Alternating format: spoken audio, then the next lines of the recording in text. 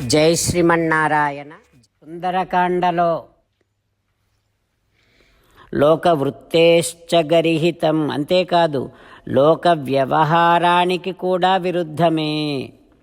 అందులోనూ తవచ అసదృశం, నీలాంటి వీరునికి తగని పని ఇది. రాజా, నువ్వు ధర్మజ్ఞుడవు, కృతజ్ఞుడవు, రాజనీతి కోవిదుడవు. నీలాంటి పండితులు కూడా ఇంత కోపాన్ని తెచ్చుకుంటే ఇక సకల శాస్త్రాలు చదవటం, జ్ఞానం సంపాదించటం అదంతా దండగే కదా. హో రాజా, ఏది చేయ తగినదో ఏది చేయ తగనిదో ఆలోచించి ఈ దూతకు తగిన శిక్ష విధించు, అంతేకాని సంహరించకు అని విభీషణుడు అనగానే రావణుడు ఇట్లా అంటూ ఉన్నాడు. ఓ విభీషణ, పాపులను చంపితే పాపం తగలదు. ఈ వానరుడు రాజద్రోహం అనేటటువంటి పాపము చేశాడు కనుక వీడిని చంపేస్తా అని రావణుడు అనగానే ఇక మళ్ళీ విభీషణుడు తాను చెప్పదలుచుకున్నటువంటి విషయాన్ని సూటిగా ఈ రకంగా చెబుతూ ఉన్నాడు. రాజా, శాంతించు. తన యజమాని చెప్పిన పనిని చేసే దూతలను చంపటం అనేటటువంటిది ఏ జాతిలోనూ ఏ సందర్భములోనూ తగిన పని కాదయ్యా. అయితే ఈ వానరుడు మాత్రం మహాబలవంతుడు, అందులో సందేహమే లేదు. అందులోనూ ఈ వానరుడు మనకు చేసినటువంటి అపకారం ఇంత అంత కాదు. అయినా సరే నా దూతవధ్యాం ప్రవదంతి సంతో, దూతను వధించకూడదనే సత్పురుషులు చెబుతూ ఉన్నారు. అయితే దూతలకు వేయవలసినటువంటి శిక్షలు, దండనలు కొన్ని ఉన్నాయి.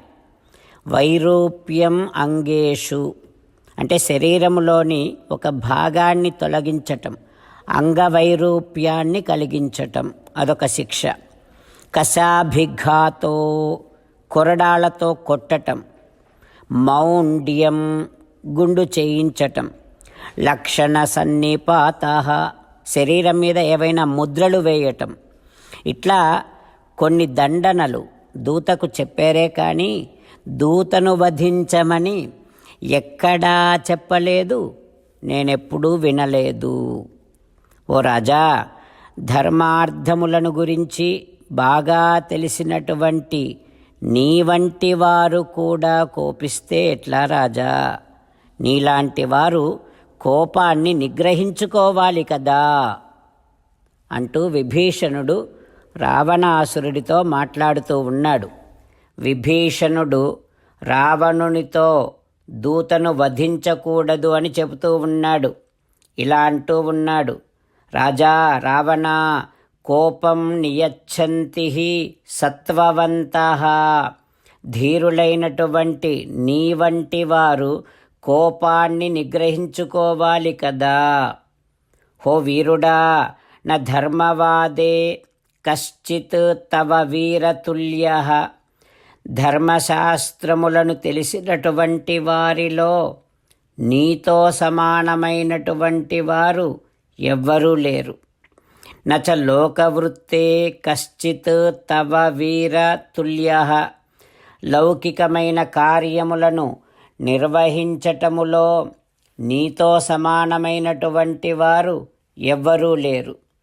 న శాస్త్రబుద్ధిగ్రహణేషు చాపి విద్యేత కశ్చిత్ తవ వీర తుల్యః, శాస్త్రార్థములు తెలుసుకొని వాటిని మరవకుండా ఉండటములో కూడా నీతో సమానమైనటువంటి వారు ఎవ్వరూ లేరు.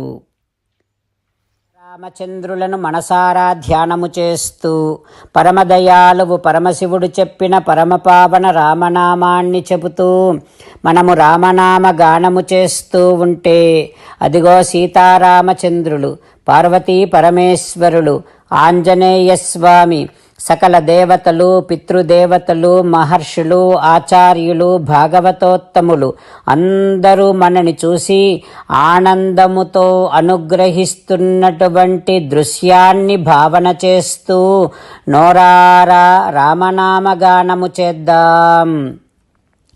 రామ రామ దశరథ రామ, రామ రామ దశరథ రామ, హే హే రాజా రామ, హే హే రాజా రామ, హే హే సీతారామ, హే హే సీతారామ. జై శ్రీమన్నారాయణ. భక్తులకు ప్రత్యేకమైనటువంటి విజ్ఞాపన. మీకు అన్ని విషయాలలో వెంటనే మంచి ఫలితాలు రావాలి అనంటే ప్రతిరోజు 1 నిమిషం వెచ్చించి నారాయణాస్త్రాన్ని చదవండి. ఇక మీకు తిరిగే ఉండదు. నారాయణాస్త్రాన్ని పొందడానికి మీరేం చేయాలంటే నారాయణాస్త్రం అనే వెబ్సైట్కి వెళ్ళి మీ పేరు, మీ ఈమెయిల్ ఇస్తే మీ ఈమెయిల్కి నారాయణాస్త్రం PDF వస్తుంది. అందులో ఒక రామాయణ శ్లోకం, ఒక గీతా శ్లోకం, ఒక విష్ణునామం ఉంటాయి. ఆ 3 కలిపి నారాయణాస్త్రం అంటాం. ప్రతి ఒక్కరికి వేరువేరు శ్లోకాలను ఇస్తున్నాం. ఆ రకంగా ఎవరి శ్లోకాన్ని వారు ప్రతిరోజు తప్పనిసరిగా చదవటం వలన ప్రతిరోజు ప్రతి 24,000 భక్తులతో ఒకసారి సంపూర్ణ రామాయణ పారాయణ, 33 సార్లు శ్రీమద్ భగవద్గీత పారాయణ, 24 సార్లు శ్రీ విష్ణు సహస్రనామ స్తోత్ర పారాయణ జరుగుతుంది. ప్రతి ఒక్కరికి అంతటి విశేష ఫలితము ప్రతిరోజు లభిస్తుంది. అందుకని మీరు, మీ కుటుంబ సభ్యులు అందరూ ఒక్కొక్కరు ఒక్కొక్క నారాయణాస్త్రాన్ని వెంటనే పొందండి.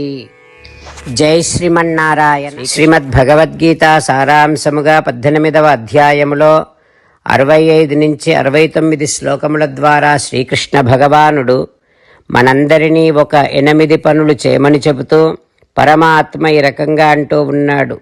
ఎవరెవరైతే నేను చెప్పిన ఈ 8 పనులు చేస్తారో వారందరూ నాకు చాలా ఇష్టమైన వారవుతారు. అప్పుడు వారిని నేను సకల పాపముల నుండి, సకల దుఃఖముల నుండి విముక్తులను చేసి నా అంతటి వారిగా చేసుకుంటా, తరగని ఆనందాన్ని అనుభవింపచేస్తా. నిజమే చెబుతున్నా, ప్రమాణము చేసి చెబుతున్నా అంటూ సాక్షాత్తుగా దేవదేవుడైన శ్రీమన్నారాయణుడైన శ్రీకృష్ణ భగవానుడే మనను ఈ 8 పనులు చేయమని చెబుతూ ఉన్నాడు కనుక, హో శ్రీమన్నారాయణ, కరిష్యే వచనం తవ, తప్పకుండా చేస్తా, నువ్వు చెప్పినట్టే చేస్తా అంటూ మనం ప్రతిరోజు దేవదేవుడైన శ్రీమన్నారాయణుడికి ఈ రకంగా మాట ఇద్దాం. హో శ్రీమన్నారాయణ, నువ్వు చెప్పినట్టే నేను నిన్నే సంతతము ధ్యానము చేస్తూ ఉంటా. హో శ్రీమన్నారాయణ, నువ్వు చెప్పినట్టే నేను నీ భక్తుడిగానే ఉంటా.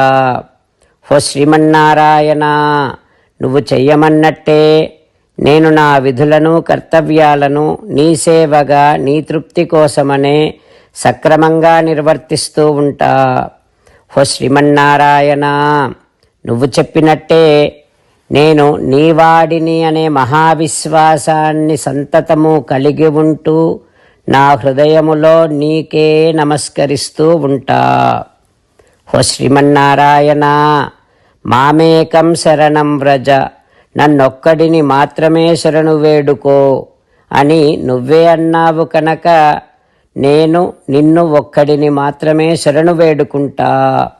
హో శ్రీమన్నారాయణ, మా శుచః, ఇక దుఃఖించకు అని నువ్వే నాకు భరోసా ఇస్తూ ఉన్నావు కనుక నేను ఇక దుఃఖించను. హో శ్రీమన్నారాయణ, నువ్వు చెప్పినట్టే నువ్వు నా కోసమని చెప్పిన శ్రీమద్భగవద్గీతను ఎప్పుడో ఒక్కసారి కాకుండా ప్రతిరోజు కనీసము 1 శ్లోకాన్నైనా అనుసంధానము చేస్తూ గీతోపదేశాన్ని జ్ఞాపకం చేసుకుంటూ ఉంటా. హో శ్రీమన్నారాయణ, నువ్వు చెప్పినట్టే నువ్వందరి కోసమని చెప్పిన శ్రీమద్భగవద్గీతను తెలియని భక్తులందరికీ తెలియచేసే నా వంతు ప్రయత్నాన్ని నిరంతరము కొనసాగిస్తూనే ఉంటా. ఓ శ్రీమన్నారాయణ, నేను నువ్వు చెప్పినట్టే చేస్తా, నీకు నచ్చినట్టే ప్రవర్తిస్తా, నీకోసమే పని చేస్తూ ఉంటా. కరిష్యే వచనం తవ. సర్వం శ్రీకృష్ణార్పణమస్తు. జై శ్రీమన్నారాయణ.